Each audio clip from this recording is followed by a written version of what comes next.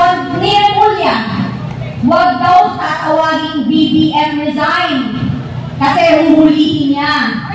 Sir, kaya kayo na sa pwesto nyo dahil po ang nagbubo at naglunglong sa ating presidente ay mamamayang Pilipino.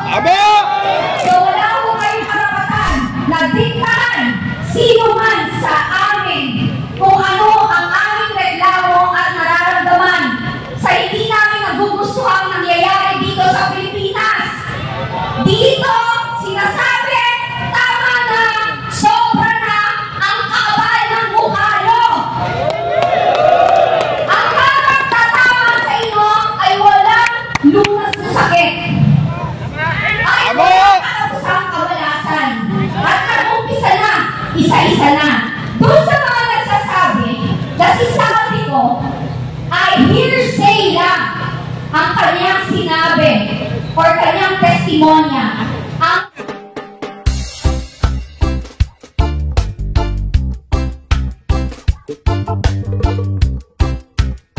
reklamo sa nangyayari dito sa ating bansa, ang malawakang korupsyon na kinukonsulti lalo ng nakakataas.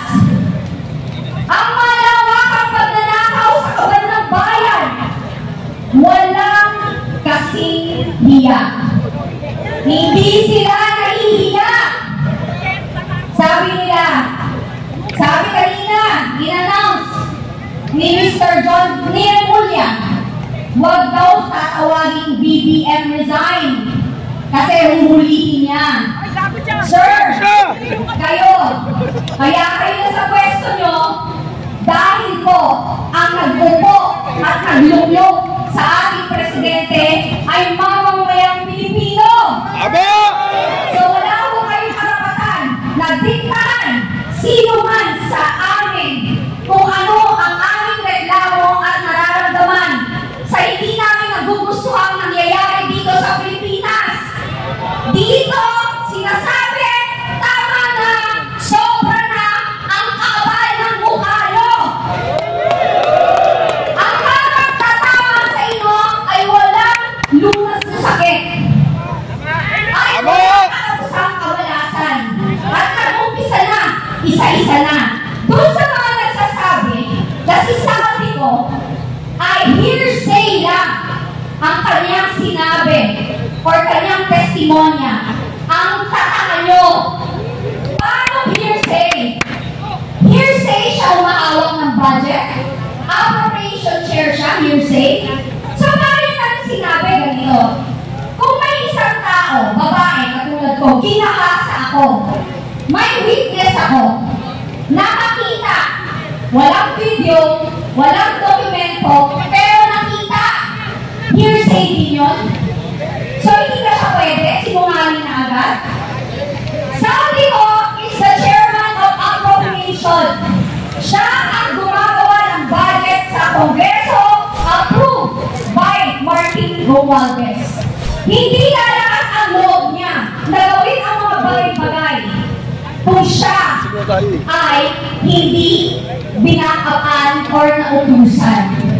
At sa huli, dapat yan sa opisina ng presidente. Siya mismo nagsabi, binasa niya ang 4,000 pages na dokumento. Video, may ebidensya, may resibo. Ngayon, dedenay niya kumari, hindi ko naman talaga lahat nabasa, ang dami mong tao. May USEC ka, DBM, Department of Budget, may secretary ka, alam nila yan, huwag nyo kaming lusutan. Marcos, palusot ka. Si Martin, Waldacero. So, tingilan nyo kami. Ang daming naghihirap. Bumaba kayo sa pwesto, mahiya kayo. Kayo ang mahiya. Maraming salamat po. At pumunta po kayo dito, babalik po kami. At magsama-sama po tayo, ang boses nyo ay mahalaga. Wala po ditong mayaman, mahirap, ano tawag dito, sikat or hindi. Ang boses nyo ay mahalaga. Ang bayan natin, bantay natin. Mahal ko ang Pilipinas. Salamat po. Love you! course, Miss Cathy Binat. Ang ganda ni Mama, no? Palakpakan naman po natin si Miss Cathy. Maraming salamat, Ma'am Cathy. At maraming salamat sa inyong mga tenga at nakinig po sila. Maraming salamat po. Partner, anong susunod natin? Ay, pero dapat pala magpasalamat tayo lagi. Pakinggan natin kung nandiyan pa kayo. Ang mga kapatid natin, KOJC! JIL! INC! Kapatid natin mga Muslim! Kristiyano at Katoliko! At syempre magpapasalamat tayo dahil this would not be possible kung wala ang UPI, ang United People's Initiative. Yes! Maraming salamat po sa inyo. At again, may nakikita na ako nga isang prueba ng ating basura. Itapon nyo naman yan. Yung basura natin, please clean as you go. Kailangan pag-alis natin dito sa White Plains, maging malinis pa rin ang lahat. Totoo. At saka yung mga meron tayong mga portalets kapag yung mga lalong-lalo na yung mga kalalakihan. Baka magjigilan kayo sa mga gilid-gilid, Iwasan po natin ang maggilid-gilid. Maraming butas ang mga bakod ngayon. Iwasan po natin yan. Pagkatapos may mga umiikot-ikot na drone. Pag nakunan kayo, viral kayo kinabukasan. Okay. So, after one speaker, after two testimonies, meron pa tayong kasunod. Magbibigay pa rin tayo ng mga t-shirts ngayon, di ba? Okay. Bring me ulit. Ito na, sarap natin. Bring me. Bring me. Lima lang. Lima lang? Oo, lima. Limang bring me. Kung kanina, babae, lalaki, ngayon mga kapatid natin, LGBT. Oo nga, meron ba mga mga miyembro dito ng LGBTQ++? Meron pala, okay. Ang dami niyo pala! Para naman pantay-pantayan tingin natin kasi siyempre nakikita ko kanina puro lalaki lang Pero kailangan pagpunta rito ang limang yan, kailangan LGBT na LGBT, ha? Yung aamin, yung aamin. Oo. O kaya naman, yung itsura pa lang kahit na hindi umamin, halata. Totoo. Ay, hindi. Ibig kay lima ang hagatan natin. Limang may... Sige. Limang headband. Kailangan babae ang pagpunta rito. Siyempre, hindi ka kasama, di ba? Ha? Nasaan? Basta may headband. Nasaan? Nasaan ba? Headband. Headband. Yan, nag-t-shirt kayo. Pati nga, kung Malandito yun. At saka may papakat ng utong. Di ba? Tayo, mag-bra ka naman. Next time mag-bra ka. Hindi ko kaya. Tatlo pang headband. Galing sa LGBTQI+. Alam mo, meron lang ako naalala. Nagganyan ako dati ang bring me. So sabi ko, para pantay-pantay na, para may partisipasyon naman yung LGBTQ.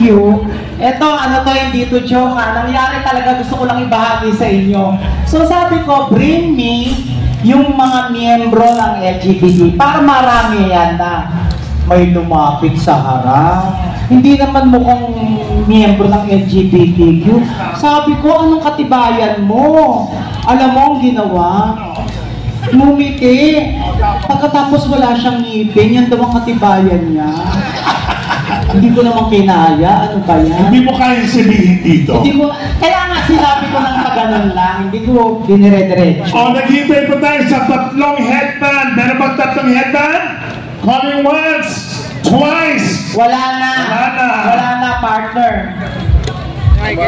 O sige, kung sinong matapang na tatlo na makakapagdala dito ng isang pulis. Sige nga, kung talaga matapang kayo, 3 pulis. Ano to, miyembro ng LGBT? Hindi. Kahit na sino? Kahit sino na. Sige, kung kaya ninyo. Sige, tingnan natin, magtulungan tayo. O, tignan nga natin. 3 pulis. Alam nyo, ang mga kapulisan dito, cowboy. Oo. Hindi sila yung wala. Parang Wala. Nako, mga kababayan natin. Wala. Sabi ko sa'yo, wala eh. Okay, ganito na lang. Palitan natin ng pulis ng isang. Dahil kanina, salita tayo ng salita ng Pilipino, Yes. okay. At may dumadaan, di ba? Ngayon, kung sinong makakapagdala ng ating Philippine flag na malaki. Philippine flag na malaki. Ang ating pambansang bandila. Wala silang walang may dala ngayon. Oh, kahit Nakakataka ha? kahit maliit. Sige na.